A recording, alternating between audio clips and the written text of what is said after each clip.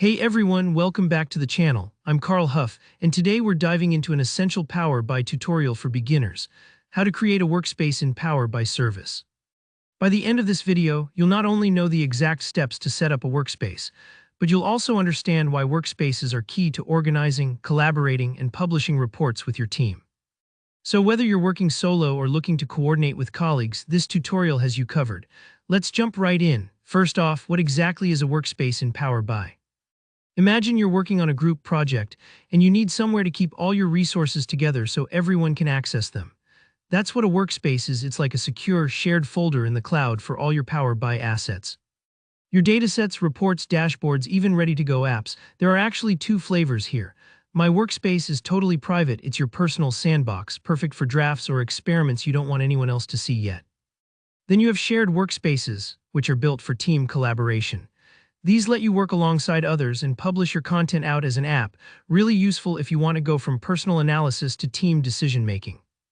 To create a workspace, there are just a couple of quick requirements you'll need to check off. A Power BI Pro license or access to premium capacity if your organization has that, and of course, a Power BI Service account. If you haven't already signed up, just go to app.powerbi.com. That's where everything happens. Think of it like your home base for all things Power BI. Now let's walk through the actual creation process. Once you've logged into Power BI Service, look over to the left-hand navigation pane. Near the bottom, you'll spot Workspaces. Click on that and then look for the Create a Workspace option. This kicks off the setup. Next, you'll see a few fields to fill in. For the name, pick something clear and specific. For example, instead of just Sales, try Sales Analytics 2025. That'll help you and your team find the right workspace fast, even a year from now. The description is optional, but I always recommend adding a short sentence or two about the purpose of the workspace. It's a small thing that can save a lot of back-and-forth questions later. You can even upload an image or logo to make the workspace instantly recognizable, especially helpful if your organization juggles multiple teams or projects at once. There are a couple of advanced settings you'll want to be aware of too. You can set the license mode. Will this workspace use Pro licenses, or is it backed by premium capacity? Pick what matches your organization's setup. There's also the contact list. This is who will get notifications and be the main point of contact for the workspace. Just enter a group email or specific people. It's a small step, but super helpful if your workspace ever needs troubleshooting or gets a ton of activity. Once you've filled everything out, just click Save. Take a breath, you did it. Your shiny new workspace appears right there in the left pane, ready and waiting for you and your team to start collaborating. But wait, before you start uploading your reports, you'll probably want to add some teammates. Open up your new workspace and look for the access options. Here, you can add people or groups and set their permission levels. Admins get full control. They can add members, tweak settings, or even delete the workspace.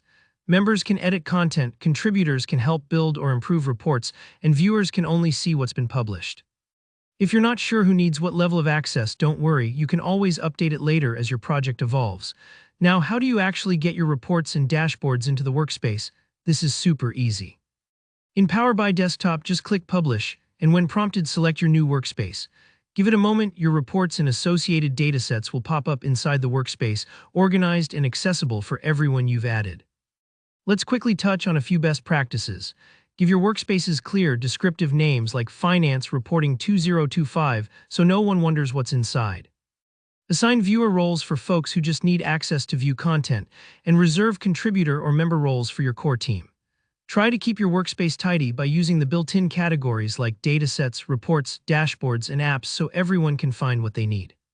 And remember, apps are a brilliant way to curate and share content with your end users in a polished, professional way.